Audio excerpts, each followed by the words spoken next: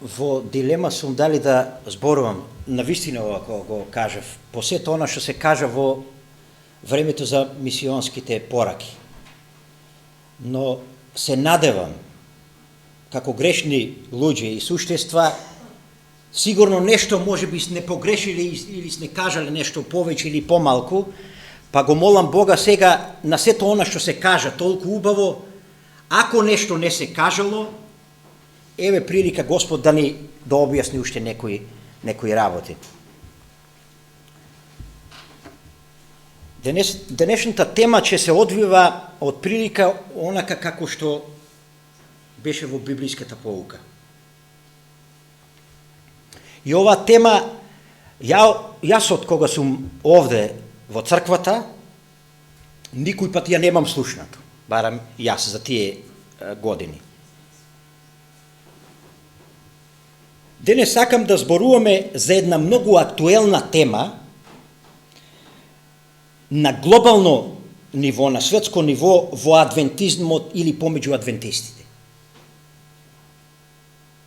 Па ќе се обидам со помош на Библијата и духот на пророштвото да подсетам на некои вистини кои можеби не ги заборавиле или можеби намерно сме ги занемариле или ги занемаруваме.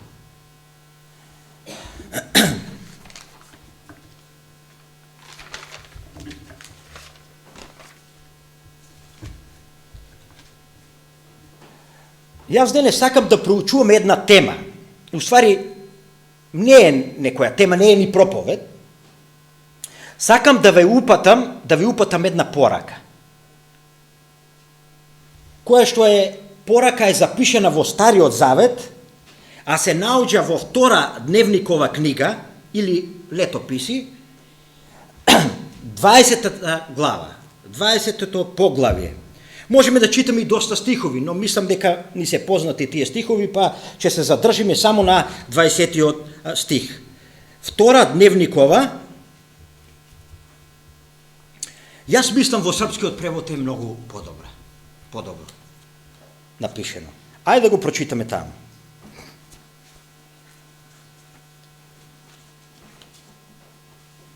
Втора дневникова, 20 глава, 20-тиот стих. А ујутру, уставши рано, изиđоше и у пустињу Текојску. А кад излажаху, стаде Јосафат и рече: Чујте ме, јудејци и јерусалимјани, верујте Господу Богу своему и бичете јаки. Верујте пророцима неговијем и бичете среќни.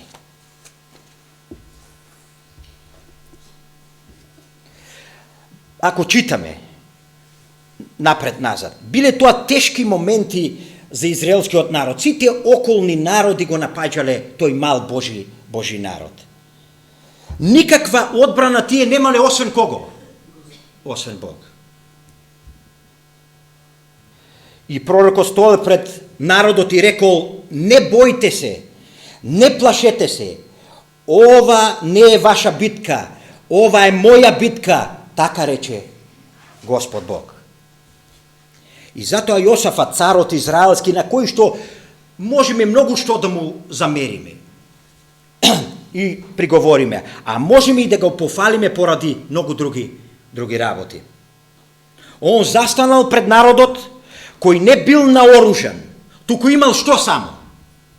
Труби и песни во срцето. Чујте, ерусалимци, слушнете, кавадарчани, слушнете ме, македонци.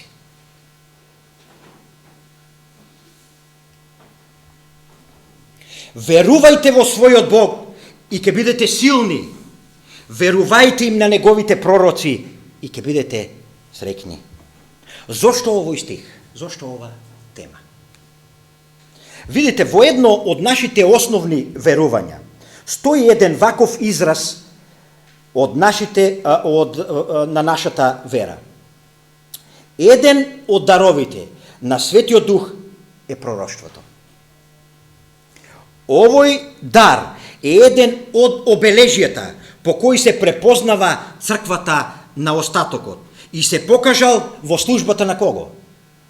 На Елен Вајд, Господовиот вестник. Нејзините списи се постојан и авторитативен извор на вистината, кој и осигурува на црквата утеха, водство, поука и поправање. Тие исто така објаснуваат, тие списи, дека Библијата е мерило со кое секое учење и искуство мора да се оценат и да се проверат. Јас неколку пати имав прилика да одам да посетам некои цркви во странство. И морам да кажам, драги браќи и сестри, со жалење, дека некој ветар дува од западот. Еден ветар кој донесува многу нешто ново во науката, во нашето верување. Можам да кажам, не е лесно да бидеш адвентист на запад и во западните земји. Не е лесно да бидеш вистински адвентист таму. Не е лесно тоа никаде. Не е лесно никаде. Никаде не е лесно да бидеш вистински Божи верник. Само што некаден е малку потешко, а некаден уште потешко.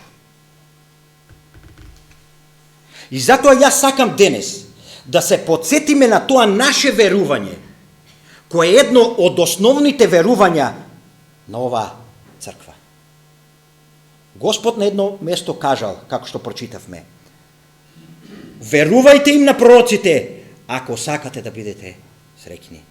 Во Ефесијаните 2 глава 20 стих се кажува дека ние сме втемелени на кого? На апостолите и пророците, а голниот камен и основата е Христа.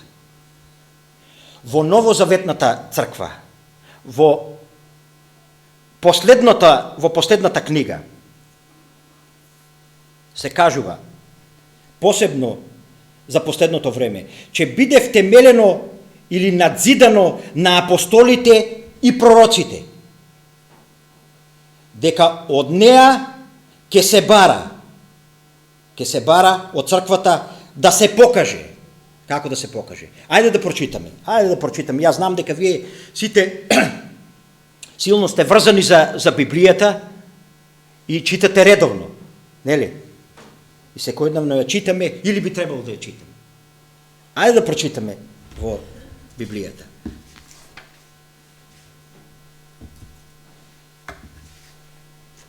Се наоѓа во 19-та глава, Откровение 10 стих.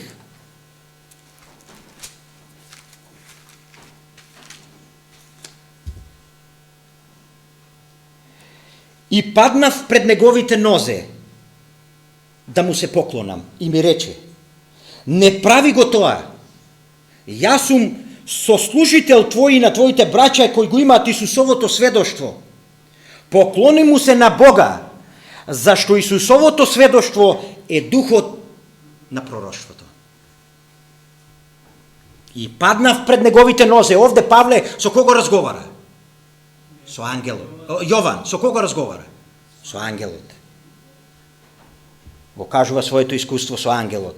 И паднав пред неговите нозе да му се поклони. И ми рече, не прави го тоа. И јас сум слуга твој, како и ти на твоите браќа. Кои се браќата мои и негови? Кои се браќата мои и негови? Што пише понатаму во стихот? Кои го имаат Исусовото сведоштво. Исусовото сведоштво. Поклони му се на Бога, зашто Исусовото сведоштво е духот на пророштвото. Токму по тоа се препознава правата вистина, вистинската вера, која е основана врз апостолите и пророците, драги браќи и сестри. Сведоштвото Исусово е духот на пророштвото. И токму на едно место, духот на пророштвото, Елен Вајд кажува, погледнете што таа пишува пред 100 години. Сотона стално намече своје фалсификате, да би завео од истину. Сотона последна превара ќе биде, Сотонина последна превара ќе биде да поништи делувања сведочанствава Божиега духа. А кои си тие сведоштва на Божиот дух? Духот на пророштвото. Тако где нема видења, луѓе пропадају. Вие знаете во пословици Самуилови 29:18 што пишува. Ајде да видиме што пишува. Пословици 29:18. Каде нема откровение пророчко, народот се разуздува. Народот се разуздува. Или на српски, где нема утваре, расипа се народ. Каде нема видение или пророчко откровение, народот се расипува и се разуздува, драги браќи и сестри.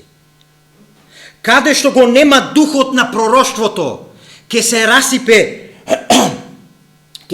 верата. Каде што го нема духот на пророштвото, ќе се расипе црквата, драги браќи и сестри.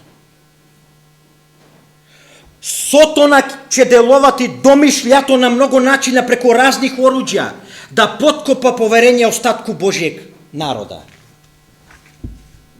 Распалиće се мржња против сведочанствава. Сотона ќе се трудити да подкопа веру цркве. Уколико верници послушали опомене, укоре и савјете Божиега духа, Сотона не ќе имати тако слободан пут да унесе своје преваре и да заведи душе својих обмана. Не е лесно да биде Сотона. Јас понекога сочувствувам со него. Колку тој мора да се мачи околу нас. Но каква работа, таква плата.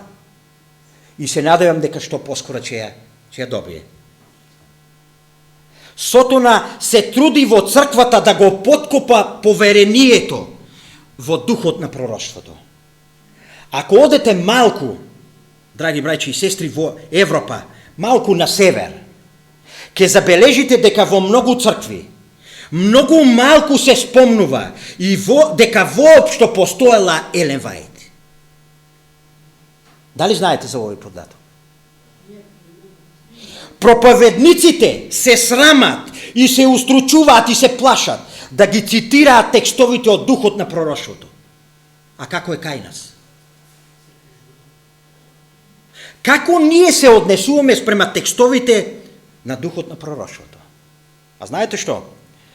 Јас потполно разбирам зошто Сотона се труди да го намали поверението во духот на пророштвото. Не знам дали вие. Сите цркви денес, драги браќи и сестри, кажуваат дека се темелат на што? На Библијата. И дека ја имаат вистината. Библијата ја толкуваат на свој начин, секоја црква. А единствено, ние имаме една помош во толкувањето на Библијата. Само ние, адвентистичката црква. Што е за мене духот на пророштво? Јас ќе бидам искрено, ќе дадам одговор. Еден постар проповедник ми кажува како он бил кај некој друг, постар, уште од него постар, и тој му кажува како минува времето, како стареем и очите ми издаваат, вика. Веќе 85 години. Па така, многу тешко ме погодува кога има некој текст кој што треба да го прочитам, маје со ситни букви. И што правам, му кажува на тој човек, што правам тогаш јас? Земам една мала електрична светилка, и ја насочувам на текстот. И наеднаш кога текстот ќе се осветли, он постанува потполно јасен. Потполно јасен. Дали тоа искуство некој го има од вас доживеа? Со лупа знам дека чита повеќето. И бабаратка читаш со лупа. Но ако собата е малку затемнета, па ако е приквечер, ако не сака да има светло, тогаш и те како помага ова ламба електрична. Тоа ви е духот на пророштвото. Духот на пророштвото, драги браќи и сестри, нема своја наука. Духот на пророштвото нема своја вистина. Духот на пророштвото нема своји совети. Духот на пророштвото е единственото нешто што го прави е како светлост, да не ја осветли вистината која се наоѓа во Библијата и да не ја протолкува. Таа самата кажала во едно од своите списања: духот на пророштвото е мало светло кое ни помага да го разбереме поголемото светло. А кога не се разбира големото светло, поголемото светло, кога нема помало светло да ни ги разјасни некои библиски текстови, на што тога се ослонуваме, драги браќи и сестри? На што се ослонуваме тогаш? Кога го немаме големото светло и кога нема кој да ни го разјасни. На што се ослонуваме? На својот разум, кој бара да се исполнат сите наши грешни желби, сите наши теми на начин на кој што сакаме ние самите да ги разбереме. И онака како што нас ни одговара. И така секој еден од нас си ствара свое верување, си ствара свое толкување, си ствара своја религија, а тоа води кон надолечување од Бога и пропаст. Закон и сведочанство барајте, на едно место пишува во Библијата. Така кажува еден текст. А ако ли некој не говори така, во него нема зора. Во некои преводи. Може некој да има 5 докторати по теологија, драги браќи и сестри. Ако не го зборува она што го пишува во законот и сведочанствата, на него му нема зора. И на кого друг му нема зора? На кого друг? И на тој што го слуша. Се додека, драги браќи и сестри, не се задлабочив во списите на Елен Вајд, јас искрено не знаев што ние всушност имаме. Какво ние богатство имаме во нашата црква. Што ние имаме на располагање? На што ние можеме да се ослониме? Ако се ослонуваме на се друго, а не на духот на пророштвото, ние се наслонуваме, знаете ли на што? На стап од трска. Ние мораме да се ослонуваме само на Библијата и само на духот на пророштвото. Трето, нема. Ако кој не зборува така, во него нема зора. Еве што кажува духот на пророштво. Ние имаме многу повеќе причини да се плашиме од она одвнатре, отколку од она однадвор. Снагата и силата, драги браќи и сестри, на црквата се многу повеќе загрозени од самата црква, отколку од светот. Тука во црквата, во Кавадарци, во Скопје, во Битола и во сите цркви, тука ги има или ќе ги има поборниците против духот на пророштвото. Не знам дали ќе ми дозволите да прочитам уште еден текст кој се наоѓа во Откровението, 3 глава од 14 стих натаму. Откровение 3 глава 14 натаму. И на ангелот на црквата на Лаодикеја напиши му. Ова го зборува Амин, верниот и вистинскиот сведок. Почетокот на Божјото создание. Ги знам твоите дела дека не си ни студен ни врел. Вака, бидејќи си млак и не си ниту врел, ниту студен, ке те изблувам од својата уста. Зашто велиш богат сум и се збогатив. И ништо не ми треба. А не знаеш дека си беден и несречен, и сиромав, и слеп, и гол. Те советувам да купиш од мене злато пречистено во оган, за да се збогатиш, и бели облеки за да се облечеш и да не се појави срамотата на твојата голота. И очна маз за да ги намачкаш своите очи за да гледаш. И така натаму. На кого му ги упатува овие зборови апостолот? На кого? Секако знаеме на кој. На христијанството во последното време. На сите христијански цркви кои што живеат и ќе живеат во времето пред второто Христово доаѓање. А на кого посебно? На кого посебно, драги браќи и сестри? Ако мислиме дека сме ние црквата на остатокот, може би нема да останеме сите, не знам како, во тој остаток. Но белег по кој што треба да не пропознаваат како црква на остатокот, по тоа што го зборуваме, правично, тоа што го работиме секој за себе. Ако мислиме дека сме црква на остатокот, ако мислиме дека сме последната црква која што Бог ќе ја подигне во светот, тогаш тоа се однесува на нас. А ако се однесува на нас, што тогаш? Што тогаш? Ние имаме многу повеќе причини да се плашиме од она одвнатре, отколку од она однадвор. Ние имаме многу повеќе причини за својата вера да се плашиме од самите себе си, отколку од луѓето кои што не напаѓаат. И од луѓето кои што се декларираат за наши противници или ние ги декларираме како наши противници. А кои се понекогаш многу поблиску до Бога отколку ние. Дали некогаш, кога сте ги прочитале овие текстови од Библијата што ги читавме, овие текстови, сте рекле, фала ти Исусе, фала ти Исусе што си не упатил и си ги напишал овие зборови. Фала ти што детално си ме прегледал. Фала ти што ми кажа каков сум. Фала ти што ми постави своја диагноза за мојата болест. Ова не му било упатено на старите израелци, драги браќи и сестри. Ние многу пати знаеме да ги земеме како пример, а со тоа и да ги нападнеме, а автоматски ние да излеземе како подобри. Не. Не му е упатено на евреите, на старите израелци, па и на младите израелци. Тоа е упатено кон мене и кон тебе, брате и сестро. Имаш ли доволно сила и снага да сами од себе се погледнеш во очи?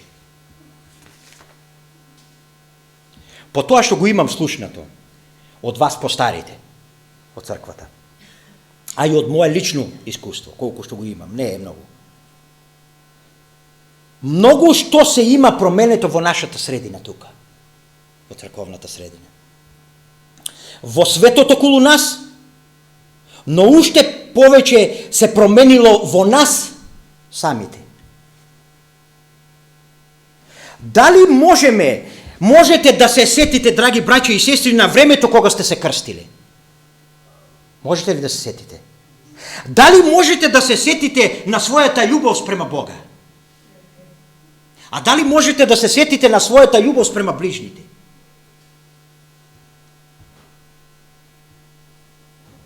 Дали можете да се сетите на својата љубов спрема светот и кон оние луѓе кои уште не знаат за она што вие све го спознале?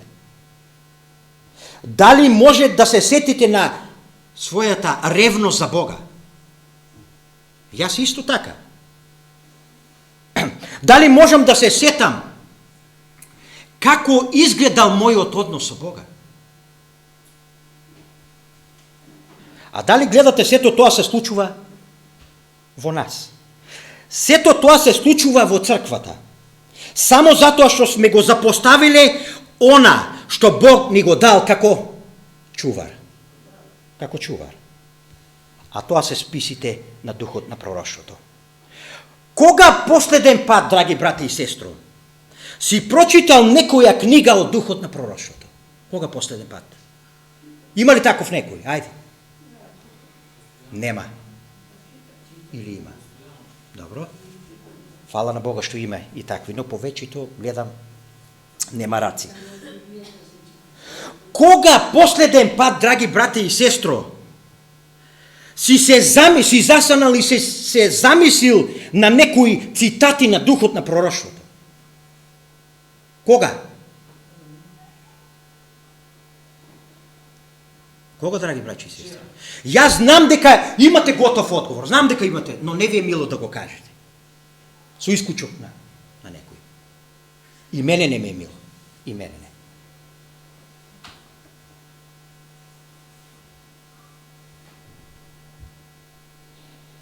Не ни е лесно да се погледнеме себе си во очи. Не ни е лесно да го погледнеме нашиот христијански живот. Знаете, се случува понекогаш она што теолозите го кажуваат како пример често пати. И е многу убаво го представуваат. Дека целиот живот е како торта, а религијата е како едно парче од тортата. Парчето кое доаѓа до израз секоја сабота, а оние останати 6 дена, тоа е оној остатокот од тортата, кој нема никаква врска со она во што веруваме. Еден пастор, постар пастор, кажува, кога бил мал, одлучив да не одам во училиште во сабота. Имав големи проблеми и кажува, ме бркаа многу пати од школото. А вика, знаете ли што ми беше најтешко? Кога ќе дојде директорот и ќе каже, а каков си ти адвентиста? Што ти тоа ми изборува за вашата и твојата вера? Кога во твојот клас седи Душко, Маја, Олгица, исто адвентисти и секоја сабота се присутни.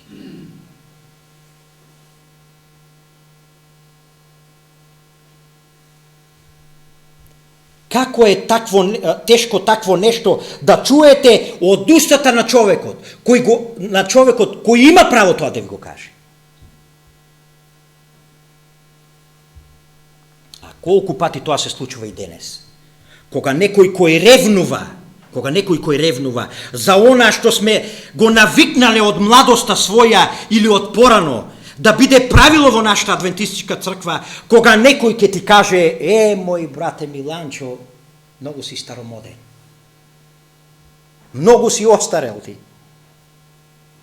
Па каде ти живееш тоа? 21 век сме. 21 век сме. А не е исто она што било во 20-тиот и во 21-тиот век. А јас му велам и го прашувам, а Бог? Дали е ист Бог во 20-тиот век и во 21-тиот, драги браќи и сестри? А во 14-тиот и 21-тиот век? Дали Бог е исти во првиот век и сега во 21-тиот век? Или каков бил Бог во времето на Исуса? А во Мојсей, во времето на Мојсей? Бог кажува, јас сум Бог, кој не се менува. Не се менува ни Божиот карактер, драги браќи и сестри. А не се менува нити религијата која го представува Божиот карактер. Дали е доста? Дали е доста?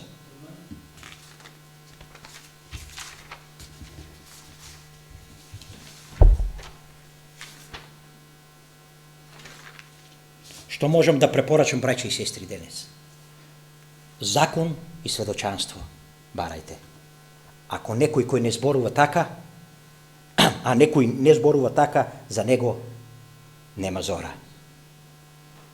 Без разлика од каде и да дошол, без разлика колку докторати има, без разлика колку признанија има позади себе, ако не е во склад она што го пишува Библијата и што пишува духот на пророштвото, не го примајте, драги браќи и сестри.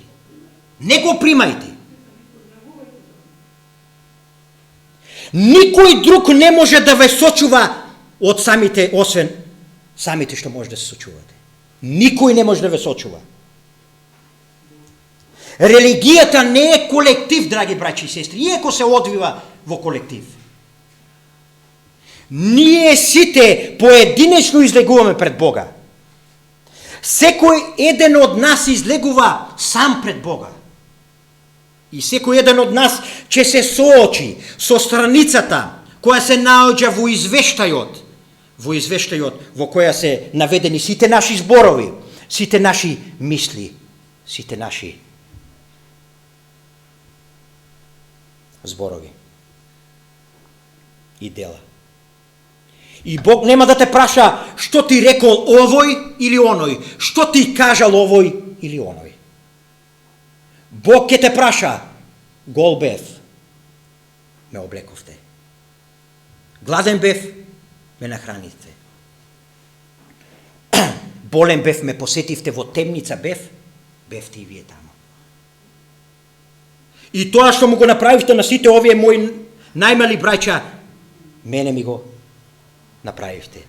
Бог ќе не праша за стварноста на нашиот христијански живот, а не за нашето знаење.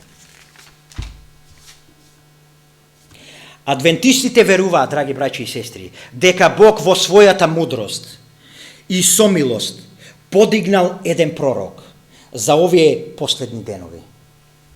Многумина дошле кај Исуса водени од нејзината пророчка служба. Има ли такви некои кои што дошле кај Исуса и во оваа црква преку книга од духот на пророштво? Или кои што читале после тоа?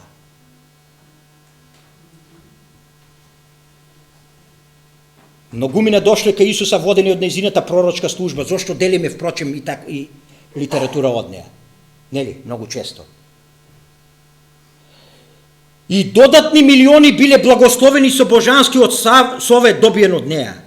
Сваќањето на здравиот живот, образованието, служењето на Бога и многу други работи и понатаму се уште му служат како патокас на Божиот народ денес. Предупредувањата на она што ќе дојде и упатството како најдобро да се припремиме се пораки кои му користат на сите оние кои што сериозно им пристапуваат и правилно ги сваќаат овие совети од духот на пророштвото.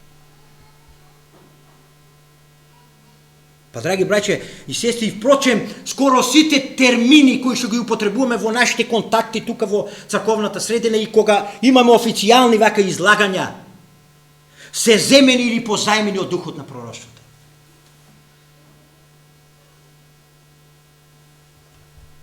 Да не ме сватите погрешно. Она се што кажува во темели на Библијата.